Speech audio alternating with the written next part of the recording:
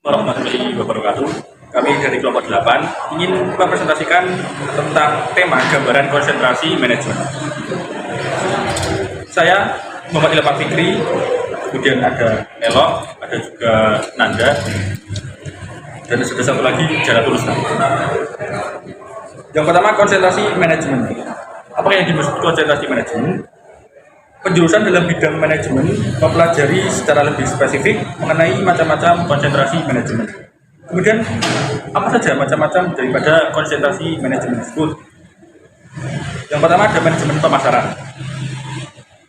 Seorang atau kelompok orang mendapatkan apa yang mereka butuhkan dengan menciptakan, menawarkan, dan secara bebas mempertemukan produk dan jasa yang bernilai dengan pihak lain. Itu merupakan definisi pemasaran dari proses sosial. Kemudian ada definisi sebagai proses manajerial, yaitu proses perencanaan dalam penetapan harga, barang, dan jasa untuk menciptakan pertukaran yang memenuhi sasaran-sasaran individu dan organisasi. Adapun konsep pemasaran modern, yang pertama menetapkan target market atau pasar, kemudian mengerti dan memenuhi kebutuhan pelanggan terhadap permintaan, kemudian menjalankan pemasaran secara terintegritas, menciptakan kepuasan pelanggan. Ada 5 tujuan pemasaran, disebut 5M. Yang pertama, mengubah atau konversional marketing. Yang kedua, mendorong stimulation marketing. Yang ketiga, mengembangkan development marketing. Yang keempat, mengaktifkan lagi atau remarketing. Dan yang kelima, memelihara atau maintenance. Selanjutnya ada konsep dasar menghadapi persaingan. Yang pertama konsep produksi, yang kedua konsep produk, selanjutnya konsep penjualan, dan yang keempat konsep pemasaran. Manajemen keuangan. Manajemen keuangan adalah upaya perusahaan untuk melakukan perencanaan keuangan, penyimpanan dana, pengolahan dan pengendalian aset atau dana perusahaan. Selanjutnya kegiatan manajemen keuangan ada 3, yaitu mendapatkan dana, menggunakan dana, serta mengelola aset. Selanjutnya jenis laporan keuangan.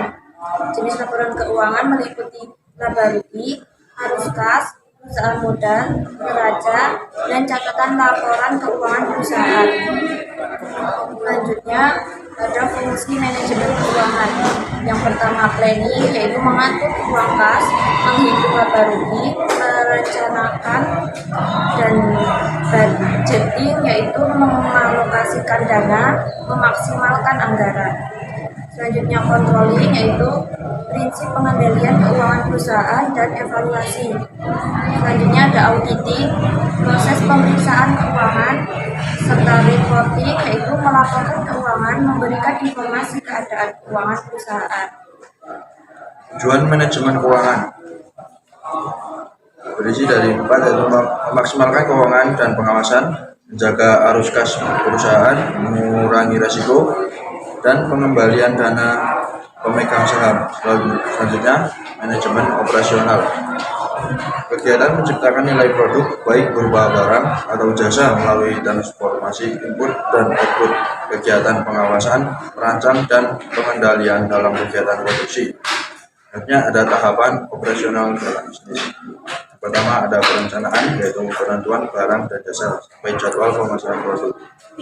Selanjutnya ada pengorganisasian, pengelolaan berbagai jenis sumber daya manusia. Selanjutnya penerapan, memperoleh keterangan setiap kegiatan dan pekerjaan dalam sistem operasional produksi. Yang terakhir, pengawasan, yaitu mencakup semua pengarahan dan menjamin kegiatan produksi sesuai perencanaan atau evaluasi. Strategi operasional terdiri dari 4, yang pertama ada misi, kedua kemampuan khusus, yang ketiga tujuan, yang keempat kebijakan. Nah, fungsi strategi operasi dalam bisnis. Yang pertama memungkinkan perusahaan bersaing dalam diferensiasi. Selanjutnya memungkinkan perusahaan bersaing pada biaya atau kos terendah. Kemudian memungkinkan perusahaan bersaing pada dashboard. Selanjutnya manajemen SDM. sektor perusahaan pada human resource management dengan mendaya gunakan sumber daya manusia secara efektif dan efisien.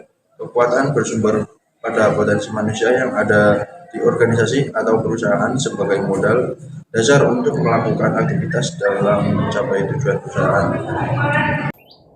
Selanjutnya, fungsi dari manajemen sumber daya manusia. Yang pertama, perencanaan.